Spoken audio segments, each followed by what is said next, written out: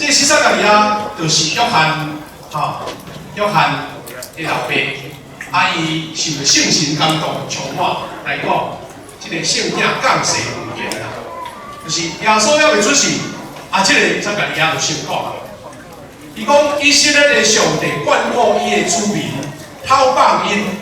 对伊的牧人代替的家，为着咱兴起一位全能的救主，是咱今日读的经章169节，169节。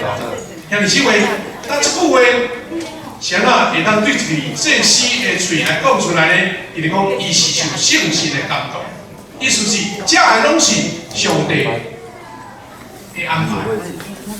上帝已经计划好了，从先知时代就宣告说，有一位婴孩要对我们来降生哈。好，到第二句他说，古时候他借着先知们宣告，他借着先知撒加利亚来讲耶稣会降生，耶稣嘛还未出世，他要讲说，古时候主已经借着先知宣告，他要拯救我们脱离敌人。 摆脱一切恨恶我们人的权势。他说：“这一位降生的婴孩是来干什么呢？到底有什么事情他那么的慎重呢？他是在讲那些话很重要，也是我们今天要特别思考的。他说他要拯救我们脱离敌人，摆脱一切恨恶我们的人的权势。拯救、摆脱，那是神的能力。好。” 他怎么借先知来宣告呢？有两段经文我们很熟悉的经文。第一个是我们刚刚咱讲讲天文对吧？天文所写所读的，就是这段以赛亚9章第6节，讲有一个婴仔为着咱来出世，有一个婴儿为我们而生，有一个儿子将赐给我们，他要来统治我们，他将被称为什么呢？哇，4个句段。 非常重要的一个生命的救赎。他说：“奇妙的导师，全能的上帝，永恒的父亲，和平的天王。”把这位拯救者，他的身份或是他的权柄，都完全灌在这个地方。另外一个先知，就是我们上个礼拜在代降节的时候所引用的这段经文，就是耶利米书23章第5节，上主说：“时候将到。” 我要为大卫兴起正义的之子，他的统治贤明，他要在这块土地以公平正义治理。他不只是一只从大卫兴起的之子，改编就是以色列人所尊敬或是说永远在歌颂的一个贤明的君王。他说有从大卫这个系统要出来一个之子，换句话说，一个新的支系。他说他要统治贤明。 他要这块土地用公平正义来治。各位弟兄姐妹，看到这边我们就知道说，从先知、从祭司他们所做的宣告跟预言，无非就是在我们人类所处的世界，就是希望公义、和平，是要贤明的统治。台湾已经1年了一直在。 为了竞选总统，竞选立法委员，不是大家争的你死我活吗？目的是什么？每一个候选人都宣告说，我要让这个土地充满了平安，对不对？充满了富裕，充满了人人平等。没有哪一个人说我要让这个世界充满混乱。所以在属世的世界。 我们就期待一个和平的君王的统治，期待一个政治贤明、人民安定、一个喜乐的土地。但是你看看，有时候事与愿违了，人做的好像故意往那个反的方向来走，所以人的罪性，因为人的罪性我以为我这样子做。 我就能带来这个世界和平，我带来这个世界的富裕，没想到变成你争我夺、你抢、烧杀掳掠。我刚刚在唱歌在唱下来哇从第1首唱到第8首，你知道咱听这有对无啦包括牧师的朗诵，还有歌词。那里有一段真有意思，伊讲人吼嘛足爱济啦，足爱好诶嘛吼，啊，逐项拢平安好诶。啊，我用这个办法，咱要得到，不过人的办法都得不到，人没办法，而且越做可能越糟。哦，啊，我的真心吼，啊，你不一定可以呀。啊，所以人类就陷在这个起起落落，充满了罪跟征战、跟堕落，还有报复、怨恨的情况当中。所以人的罪性跟忤逆神的作为，人的私欲，人的抢夺，人的攻占，那在人的社会中，这个时代当中，引发了战争，引发了欺凌、掠夺、杀害，也带给人民不平安。我想这个是每个弟兄姐妹，我们不论你是什么样的背景，你是住在台湾，或是在国外，我们都看见这个世界确实不平安。无论是政治，无论是经济，无论是种族，甚至包括两性，都有遇到很大的挑战。所以弟兄姐妹，我们今天圣歌队唱了美好的歌声，告诉我们耶稣讲。我们是不是期待这个世界？当然我们期待，但是事与愿违，不是我们面对的，并不是那么的明显，那么的确实。问题出在哪里？是我们把一切都怪给神呢？我们的父亲送给我们一个玩具，或是一个电动玩具，那我们要按照自己的方法，随便乱搞乱弄，把它弄坏，那怪爸爸说：“爸爸，你买的这东西太糟糕了，那我还没玩没几次就坏掉了。”是你没好好保管，还是怪父亲买的东西太糟糕？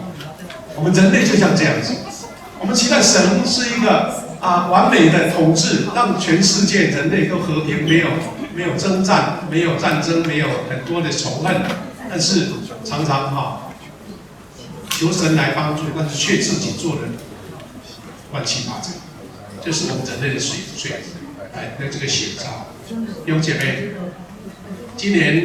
我们今天其实是平安夜，对不对？但是呢，在耶稣诞生的地方，耶稣诞生里的什么3个字？对了，变礼言。前几天我看到一个新闻，心中很难过他说，国立恒的一间教会的牧师叫牧师伊萨，他对外宣发说，所有耶路撒冷教会的领袖都同意今年不庆祝圣诞节，而且用婴孩包裹耶稣，包裹在残骸瓦砾中，来象征遭到摧毁家亡的加萨。你知道加萨走廊是现在以色列大炮飞机啦、飞弹一直在攻击的地方。好了，这2个种族已经征战不知道几百几千年了。我们都那个小那嘛叫拍省的对了，但是我们唯一在思考的是说，到底走到什么地步要用这种方法来解决啦？那不是你死就是我活你若无完全消灭，我就会快乐。可能很多人全世界比较同情以色列，但是也有人很同情加萨这些哈马斯那怎么办？那边做公斤嘛，做不了，因为全世界联合国甲这个美国，我们介入也困难。我们只是问一句话说：这个难道是上帝要你们这样做的吗？还是你们自以为意，说我站在上帝这边，你们都不是人，只有我才是。哈马斯跟以色列百姓都信同样一个上帝，所以你就知道耶稣为什么最后会被钉十字架。理由就是这样子，人总是站在自己有利的立场，人总是要保护自己，但是没有其他好的方法说大家和平共处。这是我们今天所看到的。今年很多教会都为这件事情在祷告。我们是要庆祝耶稣降生没错，有没有喜乐欢欣？但是人难道没有责任吗？把一切责任都推给上帝吗？所以这位伊萨这位牧师在电视上这样宣告，是他们的一个宣告的文字哈。哈马斯在10月7号突袭以色列南部，导致1200多人死亡，240人遭到掳走，这个是一个起因呢。但到底为什么会这样？以色列的情报难道不知道吗？他们为什么要做那么大胆的事？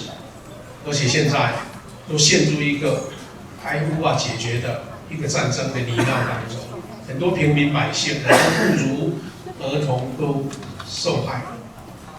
以色列马上开始大轰炸，到12月15号，加沙将近19000人丧生，包含战斗人员、平民跟大量的妇孺。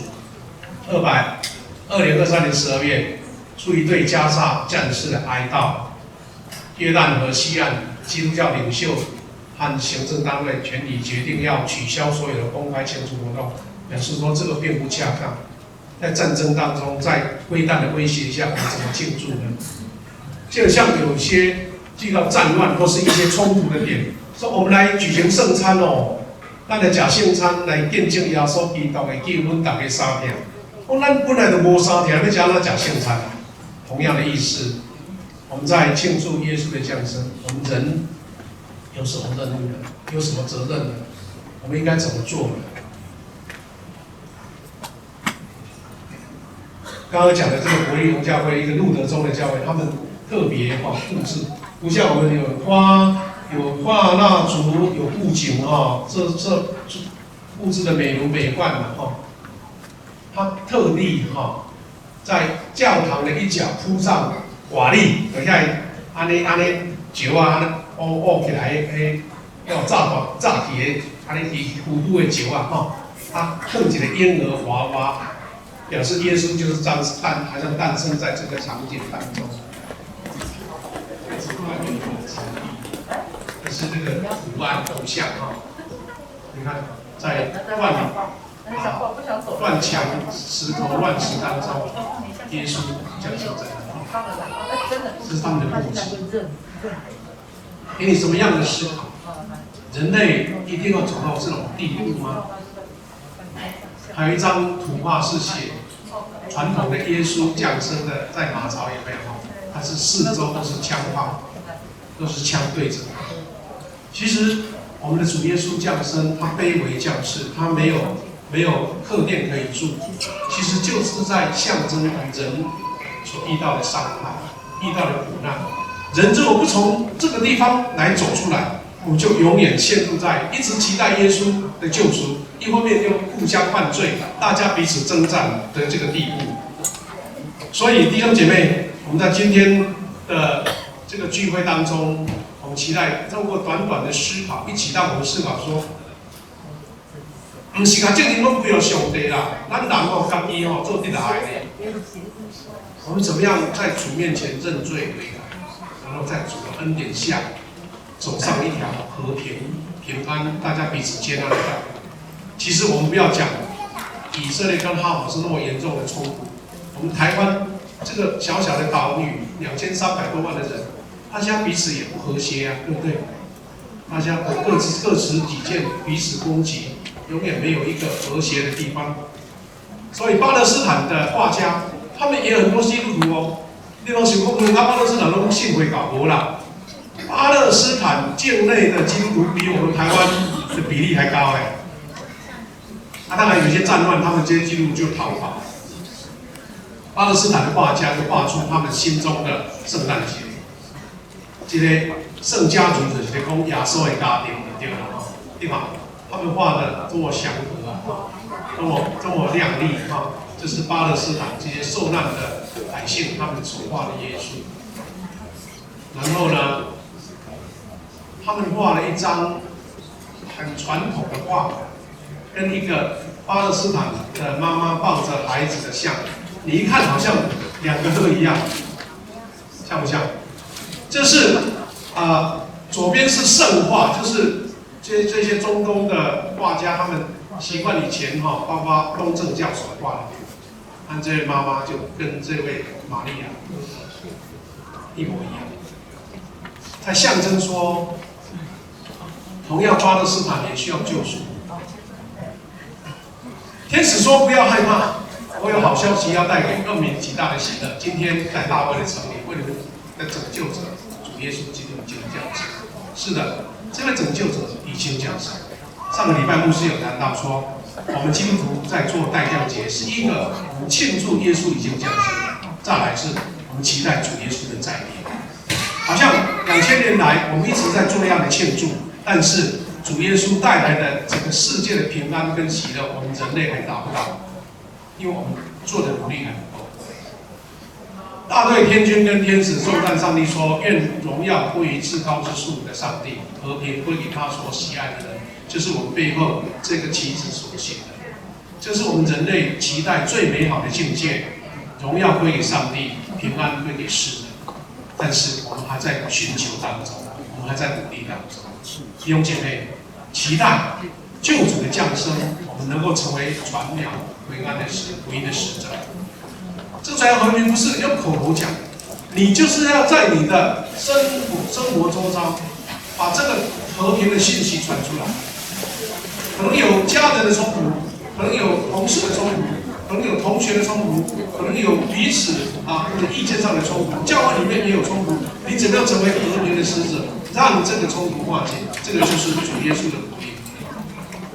愿圣子降世平安的福音真正落实在我们的世界当中，我们的教会当中，我们的台湾的社会当中。